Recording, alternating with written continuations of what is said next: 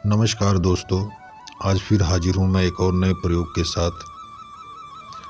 आज का जो मैं प्रयोग आपको बताने जा रहा हूँ, ये मुझे सबसे पहले एक हाफ़िज़ जी ने सिखाया था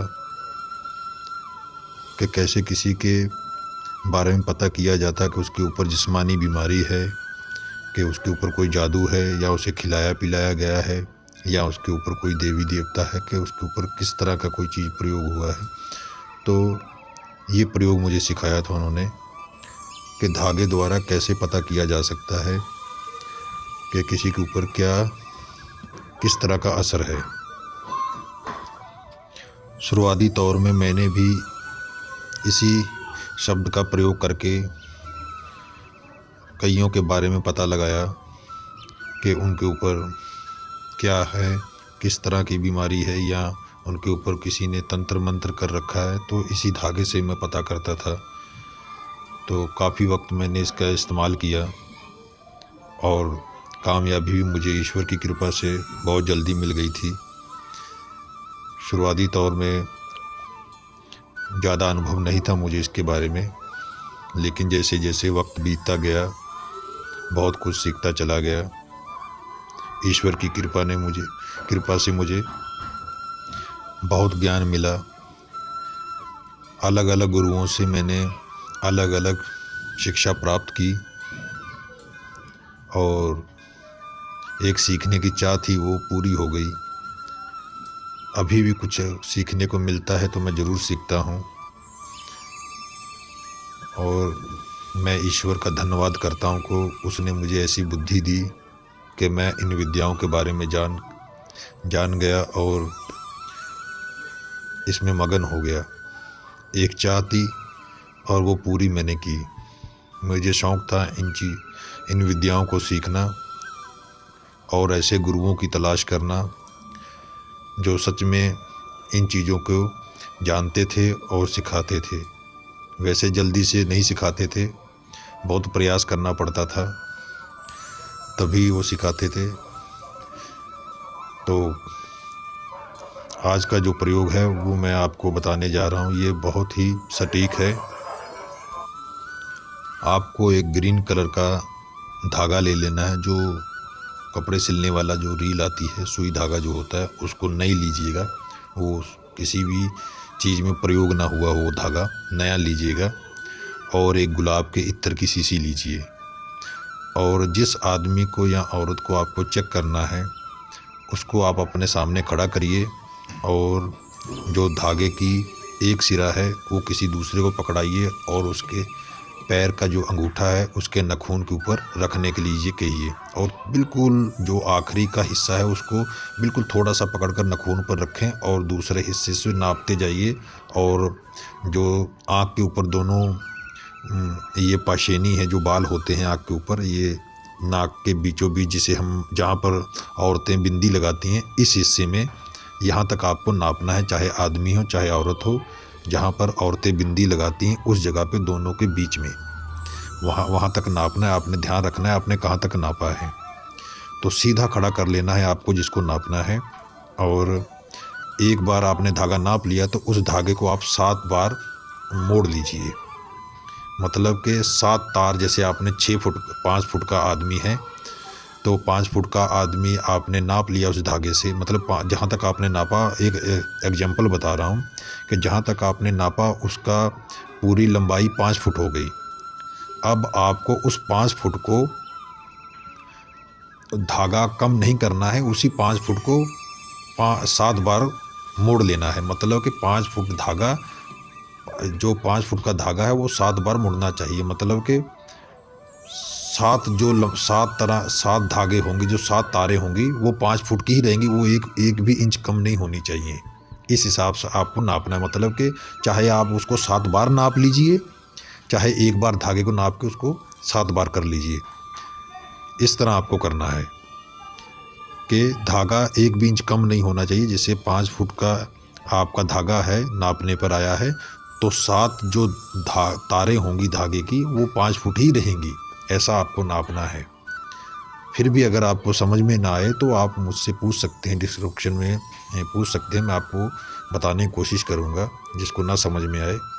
तो उसके बाद उनको सामने बैठा लीजिए अपने। तो इस धागे को जब आपने नाप लिया तो इसमें आपने जो गुलाब का इत्र लिया है उसमें आप अपनी उंगली में लगाकर उस धागे में पूरा लगा दीजिए।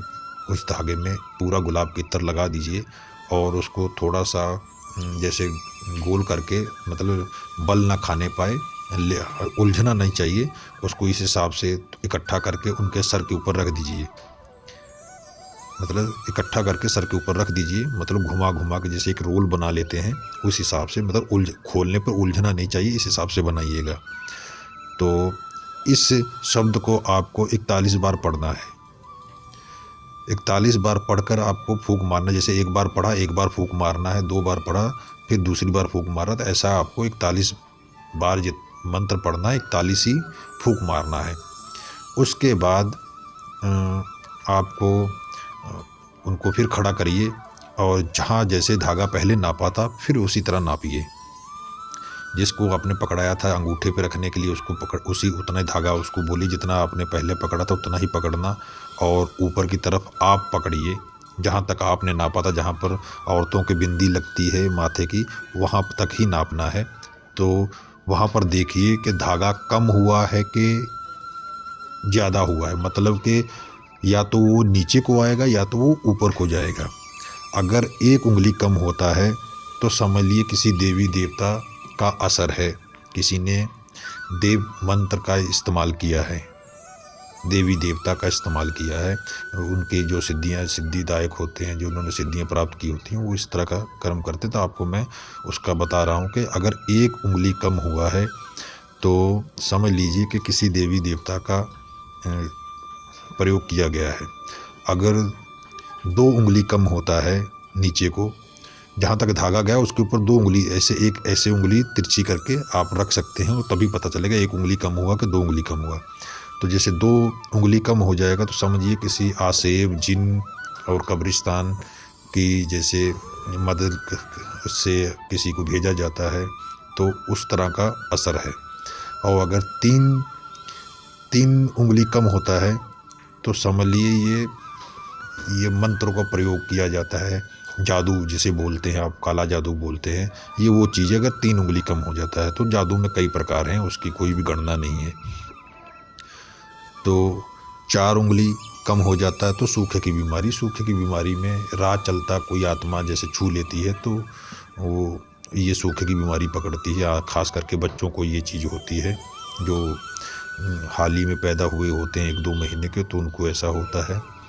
तो ये सूखे की बीमारी एक नाम दिया गया है, असल में ये भी हवाई की तरह का एक आत्मा का ही दबाव होता है। तो ये तो हो गया कम होने का। तो अगर ये बढ़ता है तो क्या क्या होता है, तो अगर ये 1 उंगली कम होता ज़्यादा होता है, अब बढ़ेगा ऊपर को। अगर मान लीजिए जहाँ तक आपने नापा तो ये ऊपर को बढ़ा है अगर 1 उंगली धागा, तो समझ लीजिए ये किसी आदमी की नज़र लगी हुई है, ठीक है। और नंबर 2 में अगर 2 उंगली ऊपर को जाता है तो ये बाहरी किसी ऐसी, जैसे आप किसी को बोलना कि डाकनी शाकनी की नज़र है, या कोई ऐसी हवा जो होती जो टच करके चली गई है, इस प्रकार का इसमें गणना है। तो दूसरे नंबर पे ये आता है। और 3 नंबर, जैसे 3 उंगली धागा ऊपर चला गया है तो कोई हवा है जिसने पीछा कर रखा है, वो बार बार उसे आकर तंग कर रही है, मतलब ये भी ऊपरी हवा में ही गिनती आएगी इसकी, नंबर 3 पे अगर उंगली कम जाती है तो। और 4 पे आता है, 4 उंगली ऊपर जाता है तो समझ लीजिए बुखार है, ठीक है।